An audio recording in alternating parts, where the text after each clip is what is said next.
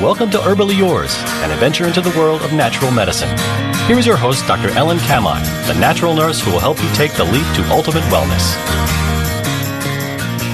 And greetings. Thank you so much for joining us today for another edition of Herbally Yours on the voice of Nassau Community College, 90.3 WHPC. I'm Ellen Kamhi, the natural nurse. We always bring you the latest information in the many facets in the world of natural living. Today, my guest is Dr. Mary Clifton. Dr. Clifton is an internal medicine doctor in New York City with more than 20 years of experience in hospital and private practice. She is passionate about innovation and patient empowerment, and she has created the largest compilation of researched, referenced educational videos on cannabis, which you can see at cbdandcannabisinfo.com.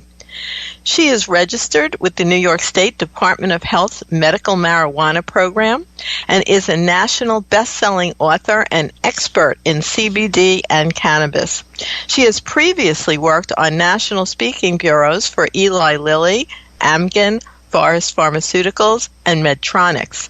And today's topic is CBD and cannabis, which is safe and effective for many different ailments, which we'll be talking to Dr. Clifton about. So thank you so much for joining us today, Dr. Clifton. Oh, thank you for inviting me, Ellen. I'm excited to be on your show. Let's go back in time a little bit and just share with our audience why you became a doctor. Oh, boy, that's a long time ago. I was always a scientist. I actually always thought I would just be a laboratory scientist. And then when I started working with more people and getting more clinical experience, I love working with people. And I especially love thinking about how science interacts with people, you know, how people get better with medicines or get better with other interactions. So clinical research is probably my favorite thing. So I did a mix of clinical research and doctoring, you know, in a regular clinical practice for many years. So that's how you got into it in the first place, and I guess you imagine you wanted to be a healer, which brought you to the healing arts. And sometimes it doesn't work out that way for a lot of doctors, and then they do research more innovative, many natural kinds of remedies. And, you know, CBD is all the rage right now, but you also are registered for medical marijuana. And recently I was driving around here on Long Island, not that far from you, right on Route 110, and they opened this beautiful, brand new dispensary called Botanica. And I stopped in because I thought it was someplace that was selling herbs, you know, and I found out it was a dispensary. So what is the difference? Because people are getting confused. There's medical marijuana, there's CBD oil. What is the difference? Well, cannabis or medical cannabis, medical marijuana is all derived from cannabis sativa plants. It contains a combination of THC and CBD. And, I mean, a combination of cannabinoids. Those are the two most prominent and well-known cannabinoids, CBD and THC. But there's 100 different cannabinoids that have been recognized in the plant. And then there's other chemicals in the plant that affect the way that the plant works on the human body. But the THC is prominent as the chemical that gets you high. It's the cannabinoid within the plant that gives you that buzzed feeling, the lightheadedness or dizziness or that sense of getting high. Whereas the CBD, most people think, is the product that is more of the workhorse of the plant that manages muscle spasm and anxiety and all kinds of, other medical conditions. So that's why a lot of people are looking for the CBD, because they can get all of the benefits of cannabis or many of the benefits of cannabis without the risks of getting high or having any THC in your system. And both are probably useful. Now, I know people who are going through getting legal medical marijuana have a lot of steps to take, and it can get rather costly as well. But would you say there's sort of a spectrum where someone might start out using CBD, it helps a little bit, but actually they would be getting more of a more help, let's say, if they did go all the way through to get medical marijuana? Oh, I think in a lot of cases, my recommendations are to start with some CBD and see how it works. And then if you're not getting the results you're looking for, or if you want to see if the results that you're trying to get could be enhanced by adding, some additional THC. A lot of people think that effect of combining all of the different ingredients in a whole plant, the entourage effect, is going to make the CBD even more effective. And there's some research to back that up. And so for people who aren't getting the results that they're looking for with a pure CBD product, moving to a product that contains THC or other cannabinoids may give you better benefit. And there's also some conditions that are very much responsive to THC and not so responsive to CBD. For example, nausea and loss of appetite surrounding cancer or end-stage chronic diseases like HIV or AIDS. That is very difficult to control without using THC. Okay, so that is really interesting, Dr. Clifton, and that's why we speak to doctors like yourself. And I do want to tell people your website has such a tremendous amount of information, and that is CBD and you spell out that A-N-D, yes. Cannabisinfo.com. It's a really great website. I'm looking at it right now because you have it broken down. Easy reading if people are not knowledgeable in a whole lot of medical terms, but you also have videos on all these things. Yes. Yeah, all of it's video. So the site is developed by me creating, 50 minutes of seizure video for people who want to undergo provider certification. And then I go through that 50 minutes of seizure video and try to figure out which parts of it are the most engaging and the most important and things that people need to know if you're just trying to think about how to manage seizures with these products. And then I shoot 3-minute videos based on that. So I'll shoot 4 or 5 3-minute videos, and then we transcribe everything. So if you don't want to watch a video, you can always just read the transcriptions associated with the videos and get the information that you need. So are the transcriptions also on the public-facing website at cbdandcannabisinfo.com? Yes, they should be underneath all of the videos. Now, there's a bit of a delay sometimes when we put a new video up, but they're there fairly quickly. So that's a whole new ball game with the entire use, the medical use of the cannabis sativa plant, in that it's becoming more and more targeted because of medical professionals like yourself who are saying very specific serving size amounts, let's say milligram-wise, and how that is actually different depending on which issue or health challenge you have. I would say that's pretty new information and also well studied. Yes, there's more research than I ever thought there would be. I've been talking to patients for years about benefits of cannabis and CBD, and just listening to their stories and integrating it and thinking about it. And I actually spent a lot of time thinking about vegan diet and healthy nutrition as a very innovative and disruptive way to help people take control of their health. But I actually think in a lot of these places and a lot of these blue zones around the world, it's the use of cannabis that is this powerful anti-inflammatory and powerful disease modifier and neuroregulator that helps people lead happy lives and really safe and healthy lives that extends their life, at least as much as the diet that people take in those blue zones. But I want to just tell our listeners that you are listening to Herbally Yours on the voice of Nassau Community College, 90.3 WHPC. I'm Ellen Kamhi, the natural nurse. And today, my guest is Dr. Mary Clifton, and we're talking about all things cannabis and marijuana, and her website is cbdandcannabisinfo.com.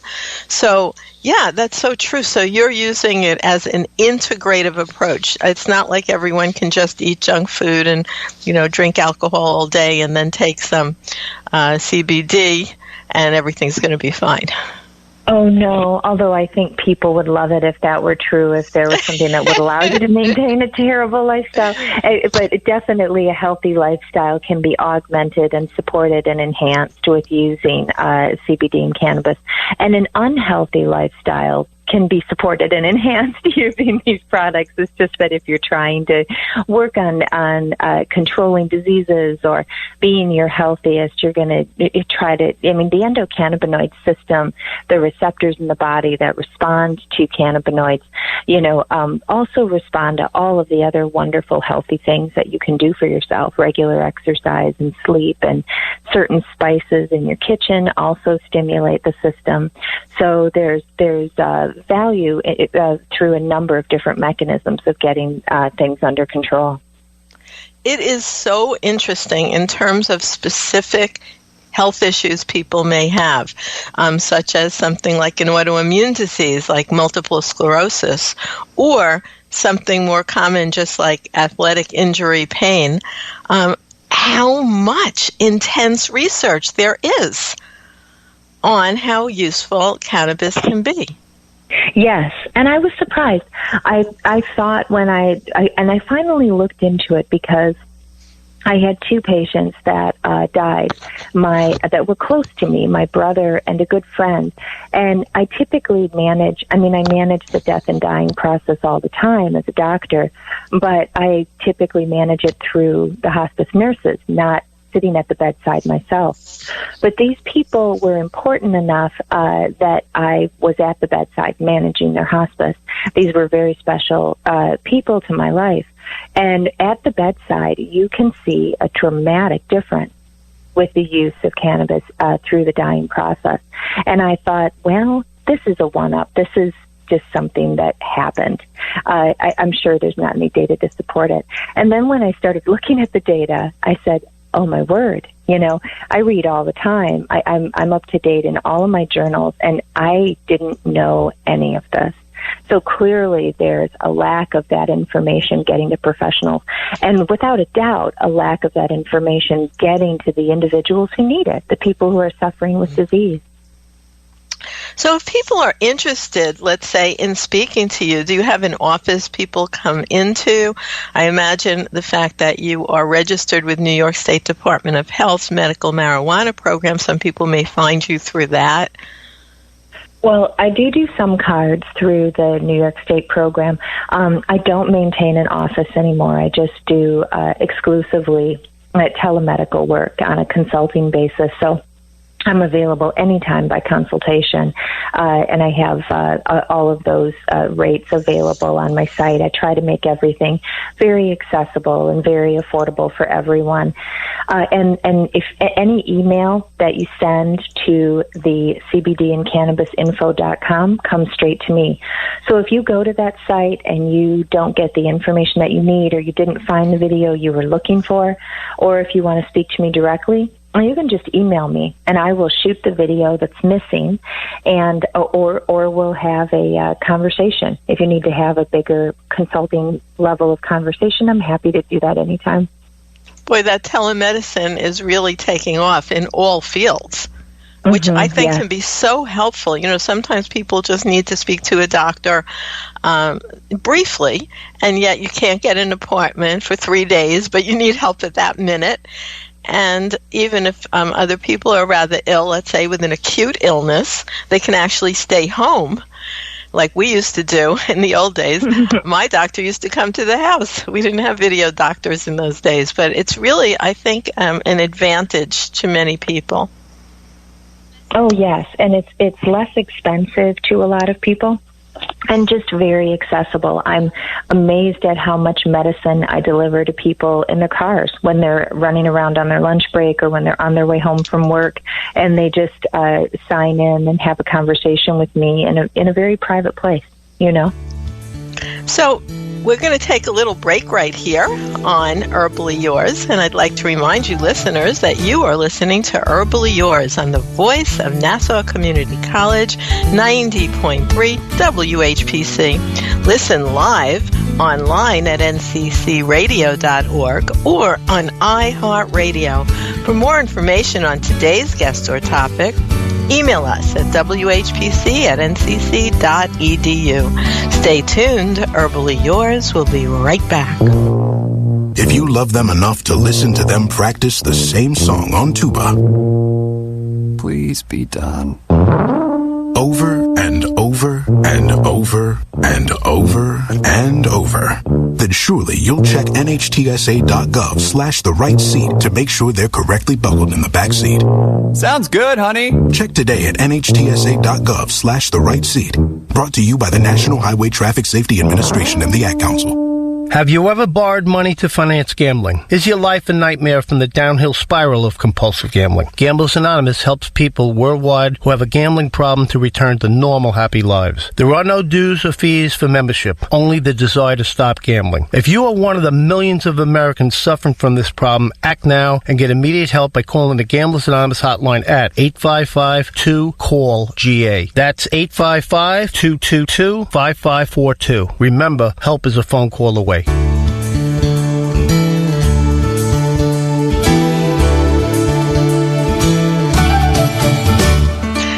And thank you for joining us back again. This is Ellen Kamhi, the natural nurse, and I'm here with my guest today, Dr. Mary Clifton, internal medicine doctor. Her website is cbdandcannabisinfo.org. Loads of information there if you've been hearing the buzz about the use of CBD. Now, you know, there's really a flood on the market, Dr. Clifton, of products that are sort of saying CBD on the front of the bottle. You know, the FDA does not feel too favorably about that.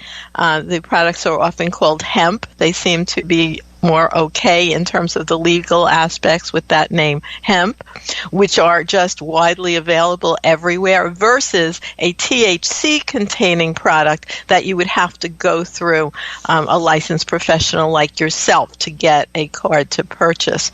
So how do people assess what they are getting? Because, as you know, there's everything from something really useless to something maybe really dangerous on the market. Yeah, I think that there's the best the farm bill that has passed and was actually passed twice to support the use of industrial hemp to manufacture CBD, and so it's made it much more available and much less expensive for people to extract CBD because they don't have to. They can use the industrial hemp plant and do a more traditional farming practice, so it doesn't have the same pressure on it and all of the restraints around growing cannabis or medical marijuana, as long as the hemp produces less than 0.3% THC. But so you can extract the CBD better, but in a recent study in JAMA, only 25% of the 85 jars that were tested were actually appropriately labeled. A lot of jars had less CBD in the jar than it was on the label. Some jars had more than was on the label. So it's difficult to find a good product. And it's important, once you do settle on a product, to give yourself ample time to titrate your dosage. A lot of people feel very comfortable taking a gummy bear, but feel less comfortable taking a tincture or using a vape pen of a high CBD product. And then it takes a lot longer for the onset of action too, when you're using an edible as opposed to a vape or a tincture. So really approaching this carefully, thinking about your dosage and also your mode of administration, in addition to the quality of the product, is going to assure that you're going to have success. So you just named several ways that these products are being used. Let's say CBD, which is widely available. As I said, they very often won't even say CBD on the label. They'll say hemp, and then you have to turn it around to the back, and they will usually list a milligram amount of cannabinoids. So the whole thing is, you have to know a lot to even begin to use it. But you talked about edible, you talked about vapor, you talked about tincture, also there's oils. What about topical versus transdermal? How do you feel about those kinds of salves and things that are becoming available? I'm surprised at how effective the topicals have been for my patients. But the body does upregulate the CB receptors in an area of inflammation or pain. So it makes sense that if you have a chronic low back problem or a chronic knee problem, that the topical therapies would work well. But a lot of pain is managed, in the spinal cord and in the brain. The pain is sensed in the knee, it's directed up into the spinal cord, then gets sent to the brain. The brain processes that pain and then sends it back down. And there's places where the pain can be enlarged or amplified on the way up and in the brain, and on the way back down to where it's getting sensed. So so there's places all along that pathway where CBD and THC and the other cannabinoids can modulate the pain and inflammation. So I think topicals are great, but I love orals too, so that you can make sure to get the benefits across the whole system. And there is a difference between the terms topical and transdermal.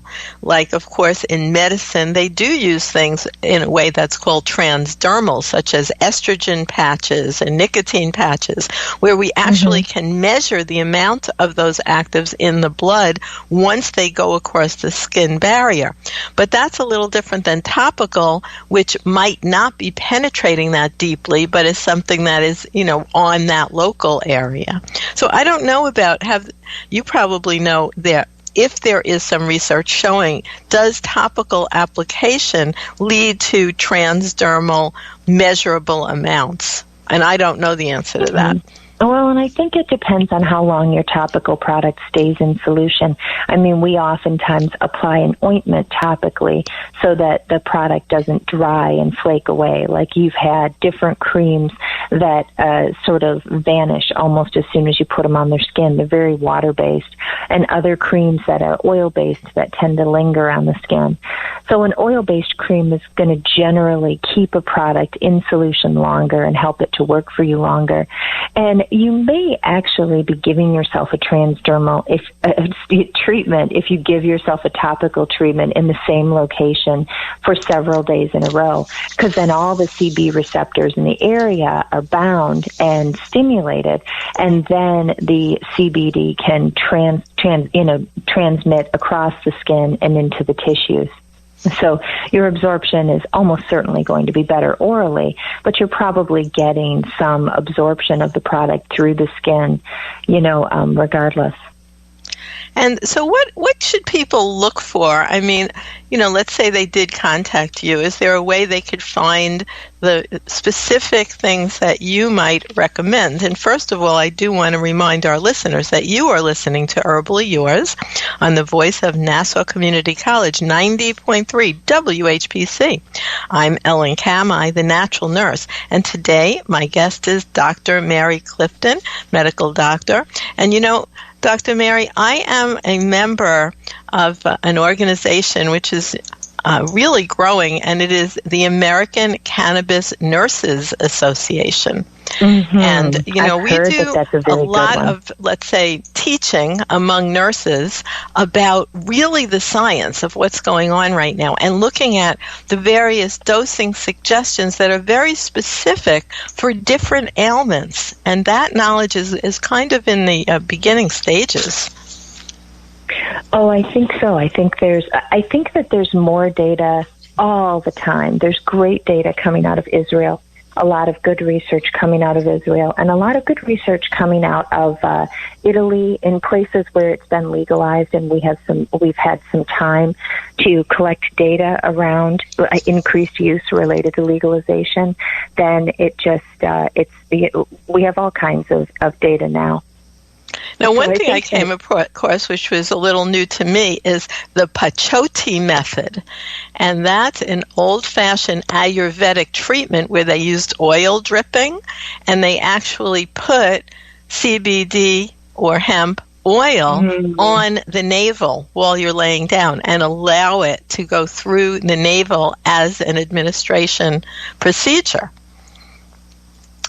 So I'm all for that. That sounds very relaxing, and there's certainly a number of different systems. I mean, I've even heard of a company that has a CBD patch that you're able to manage with Bluetooth with your cell phone. And you think, you know, what? Who could possibly use that? I know you can manage the dosage for that way, but it's a really nice idea for people who have trouble with their airways or with swallow and have unreliable digestion. They can get a very reliable dose of their CBD, and it can titrate it up and down quickly. So I'm amazed at what's available. Right. And then what about, you know, like I asked you before, how do people know to choose one that is good? Well, I think it's a matter of working with somebody that you trust. There are so many products on the market. I mean, the Cannabis World Business Expo, the CWBE, was here in New York just a couple of months ago. And I mean, there's 300 booths and so many different products, and most of which are really differentiating themselves with packaging and with a marketing plan, but not, you know, it's finding a product that is safe and effective oftentimes just requires input from someone that you trust. The best thing to do is ask the company for third-party testing. Yes, I agree. They should be third-party testing every batch and making sure that what they say is in the product is transmitted to the label. And then you should be able to have access to their third-party testing anytime. You know, and that always brings me a higher level of trust. Right. What you said is important, Dr. Mary. Particularly, I have come across companies that they will have one testing data, but it's not linked to a batch. So that means they can reuse that data 10 batches later. It might be a completely different thing. Well, the testing is expensive, but the reality is none of these products are inexpensive, and the company should run the tests so that they can make sure that they're providing you with, with an excellent product that's going to give you reliable results. The other thing that I would encourage new users to consider is to just use a CBD product. A lot of people start to add different herbs to the CBD and all kinds of things. But, and in some cases, I think that's very innovative. But the CBD molecule itself is a sticky molecule. And if there's a lot of other stuff in the container, it may clump a bit.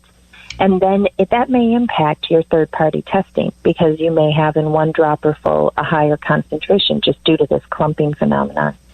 So using a more pure CBD product and then taking your adaptogens or your other herbs that you're using for insomnia or anxiety in separate doses is going to make sure that you have a consistent dose on the CBD and you can get data on whether or not it's working for you. Well, thank you so much for being our guest today, Dr. Mary Clifton. We will have you back because this is an evolving topic. You can find Dr. Mary at CBD and cannabisinfo.com. And thank you for tuning in to Herbally Yours, produced in the studios of 90.3 WHPC, Nassau Community College, Garden City, New York. For further information, email us at whpc@ncc.edu. This is your host, Ellen Kamhi at naturalnurse.com, inviting you to join us next week for another edition of Herbally Yours. Until then, stay healthy.